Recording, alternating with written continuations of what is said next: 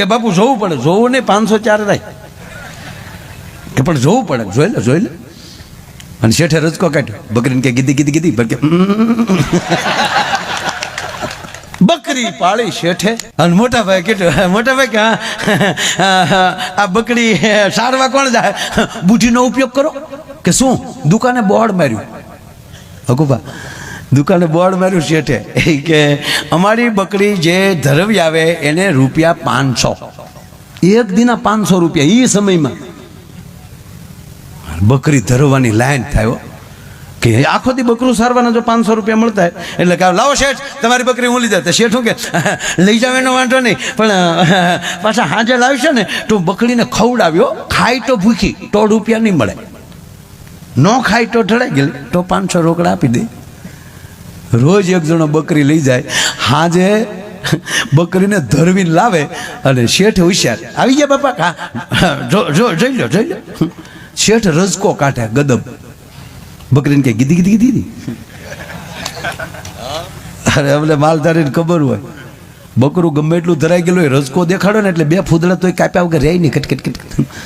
બકરી રજકો ખાય ને શેઠ જો કાઢું ભૂખી છે, નીકળ. આખું ગામ ધરાણું પણ બકરું નો ધરાણું, ગામ આટીએ સડ્યું કે ગામ ભેગું થયું, કાં બકરી નહીં કાં ગામ નહીં. કરવું હું? આ આખું ગામ પણ કોઈને 1 રૂપિયો શેઠે આપ્યો નહીં. મગનું ગામ ભેગું છું ને, તાજા સરપંચ થયેલા બાપુ જતા દરબાર સાહેબ નીકળ્યા કે લઈ હું ભેગા છે બધા, કા વિશ્વાસની દરખાસ્ત નથી મૂકવાના ને?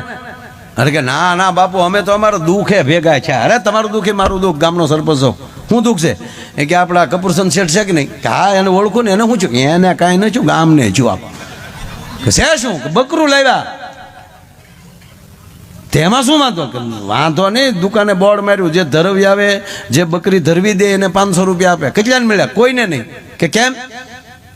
શેઠે શરત કરી કે આવીને એને ખવડાવવાનું, ખાય તો ભૂખી તો મળે નહીં. અને આવીને શેઠ છે તો ગદબ રજકો ખવડાવે, બકરી 2 ફૂદડા તોડે અને ઓલાનો આખો દી ફેલ જાય. અરે ગાંડાવ, આવું ન કહેવાય, અમને ન કહેવાય, અમે સરપંચ કરે છે હોય. ગાંડાવ સવારમાં સરપંચ ગયા, શેઠ જેમાં તો સરપંચ કાકા આવો બકરી ક્યાં? બકરી લાવો. તમને મોટા માણસ થોડી દેવાય. અરે કે 500 ક્યાં નાના છે બાપા? અને ક્ષત્રિય આ ભવની ભીડ ભાંગવા, ગામની ભીડ ભાંગવા જ ઊભા થાય. અરે કે સરપંચ કાકા તમને, અરે નહીં શેઠ એમાં કાંઈ ચિંતા ન કરો ને બાપા, આખા ગામનો વારો આવી ગયો તો હું કેમ બાપા બાકી રહું? મને એમ થાય ને કે તમારું બકરું હું ધરવી દઉં. લઈ ગયા બાપુ વાડીએ, રજકો વાઢ્યો, રજકાની કોળી હાથમાં લીધી, હાથમાં નાની પરોણી લીધી, બકરીને કીધું ગીધી. બકરી જ્યાં રજકો ખાવા તો મોઢા ઉપર ફડાક દઈને એક મારી તો બકરી આટી મારી ગયો. પાછું કીધું ગીધી. પાછી બકરી ઘડી ભૂલી ગઈ કરી લાવી હમણાં જકટકટ. તા તો બાપુએ એક ફડાકો માર્યો, તા પાછી બકરી આટી મારી ગયો.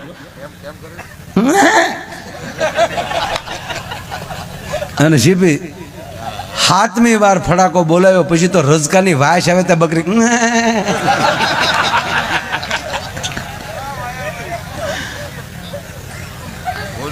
બાપુ 2 કલાકમાં છે ને બકરીનું મોઢું આવું કરીને જાવ, કાંડર કરડી ગયો. બાપુ બીડે હામાં વાણીએ કે બકરીને કાંડર કરડી ગયું એટલે થોડીક લોહીવાળી થઈ ગઈ. પણ લો શેઠ, પણ કે બાપુ 2 કલાકમાં? અરે કે અમારે વાર લાગતા છે બકરું ધરવતા, અમે તો રાજા મહારાજાના હાથી ધરવેલા છે. અને તારું બકરું? કે બાપુ જોવું પડે, જોવું નહીં 504 રાય કે પણ જોવું પડે, જોઈ લે. અને શેઠે રજકો કાઢ્યો, બકરીને કે ગીધી.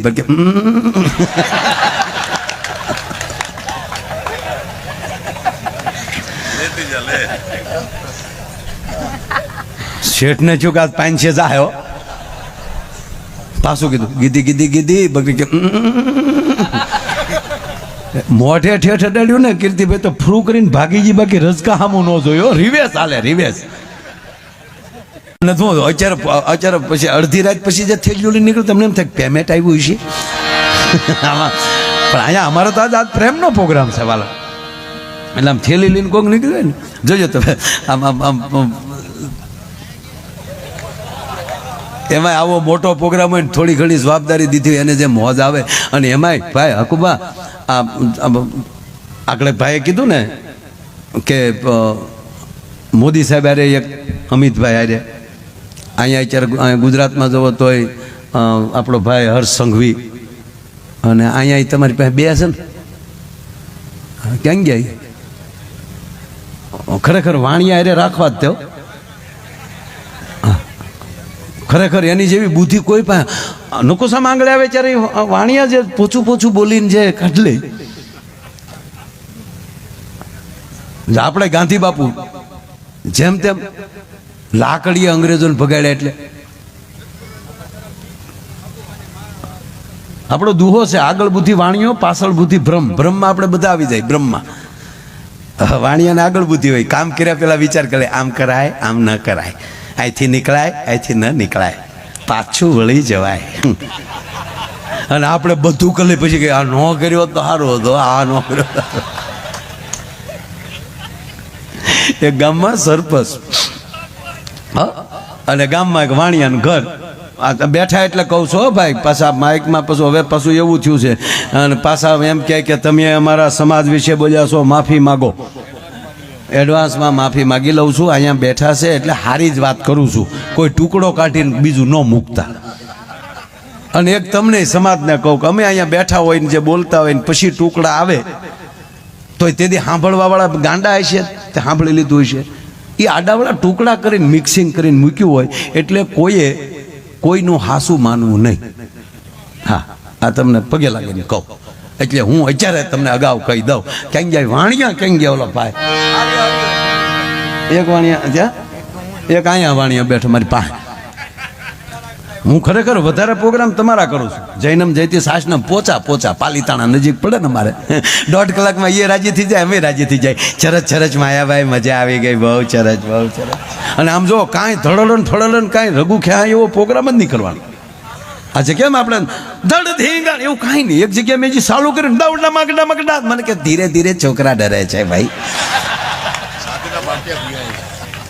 પાર્ટીના સાચિયા પીતાઈ જાય.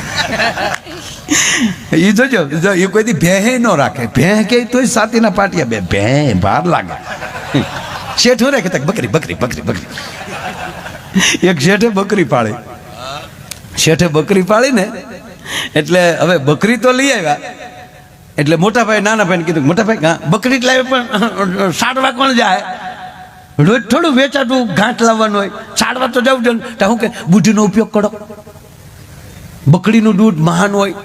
ગાંધી બાપુ બકરીનું દૂધ ખાતા એટલે દેશને આઝાદી મળી છે. લે ગાંધી બાપુ અરે બકરી હરખાડે, પણ એને ખબર છે ગાંધી બાપુની બકરી કઈ બોરડીને પાલો નહોતી ખાતી, કાજુ બદામને પીસતા ખાતી.